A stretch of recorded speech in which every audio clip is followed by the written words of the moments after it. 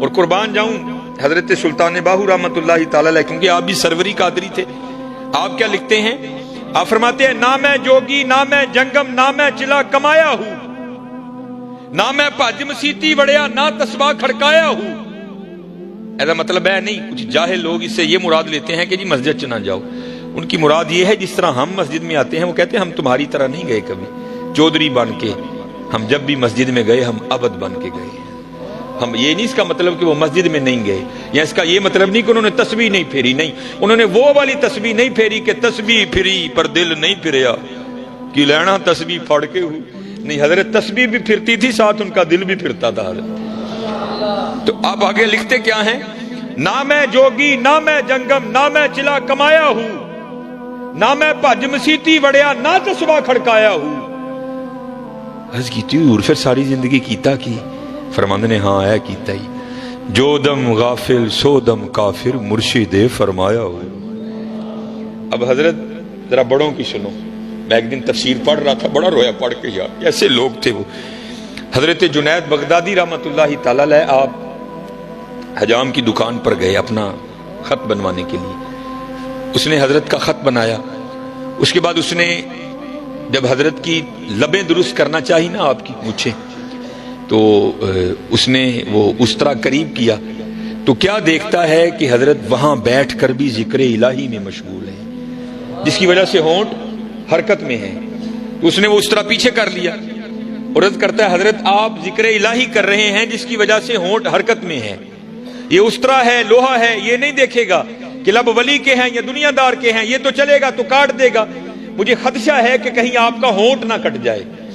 آپ اس طرح کریں، تھوڑی دیر کے لیے ذکر کا سلسلہ موقوف کریں تاکہ میں آپ کی مونچھیں درست کروں۔ آئے ہائے، آپ کیا جواباً ارشاد فرماتے ہیں؟ آپ فرماتے ہیں چلا اس طرح، اوے ہونٹ کٹتا ہے تو کٹنے دے، میں نے اپنے یار کا ذکر نہیں چھوڑنا۔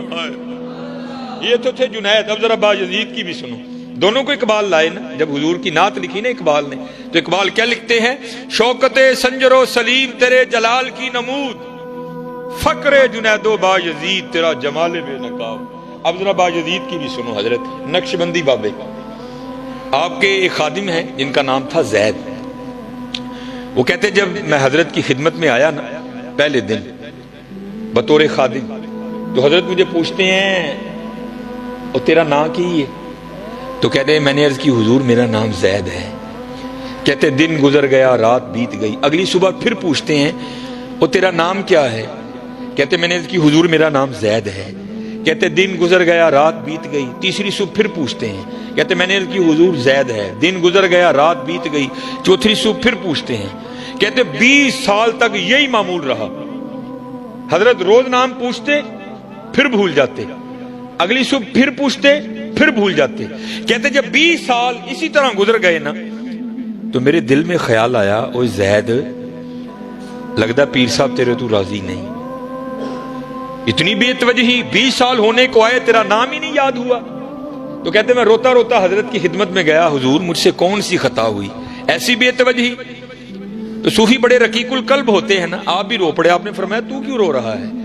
عرض کی حضور میرے لیے تو رونے کا مقام ہے، 20 سال ہو گئے اپنے پیر کی خدمت کرتے کرتے، ایسی بے توجہی، جو سب سے زیادہ قریب ہے اس کا نام پھر نہیں یاد۔ یہ تو اس بات کی دلیل ہے کہ آپ مجھ سے سخت ناراض ہیں۔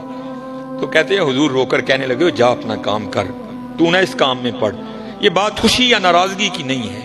وہ کہتا ہے حضرت میں تو نہیں اٹھوں گا جب تک مجھے نہیں بتائیں گے یہ بے توجہی کیوں، 20 سال ہوئے میرا نام نہیں یاد ہوا۔ تو کہتے باجزید رو پڑے، فرمانے لگے بات خوشی یا ناراضگی کی نہیں ہے، ہاں بات یہ ہے کہ جب سے میں نے اس کا نام یاد کیا ہے مجھے سارے نام بھول گئے۔ یہاں پھر حضور بلے شاہ لکھتے ہیں سیو نی مینو رانجھا سدو، سیو نی مینو رانجھا سدو، ہیر نہ آکھو کوئی، رانجھا رانجھا کر دی میں آپ پہ رانجھا ہوئی۔ ہاں یار